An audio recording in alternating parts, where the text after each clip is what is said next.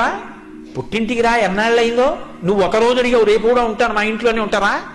ఇప్పుడు యమునని తన ఇంటికి తీసుకెళ్ళాడు. వెంటనే ప్రేమ ఎప్పుడో వస్తానంటే కాదు, వచ్చేసి ఏం చేస్తాడు? తీసుకెళ్ళి పసుపు కుంకం ఇచ్చాడు, చీరాసారే ఇచ్చాడు, మధురమైన మంజుల భాషలో మాట్లాడాడు, పంపించాడు.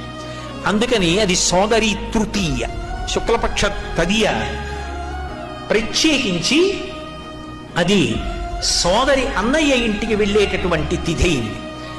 బహుశః ఏ మాసంలో కూడా ఇలా సాంఘికమైనటువంటి అనుబంధములను జ్ఞాపకం చేస్తూ నీకు మానసికమైన ఐశ్వర్యం ఒకటి ఉంది, దానికి దూరం అయిపోకు, దాన్ని అనుభవించడం నేర్చుకో, సంతోషంగా బ్రతుకు.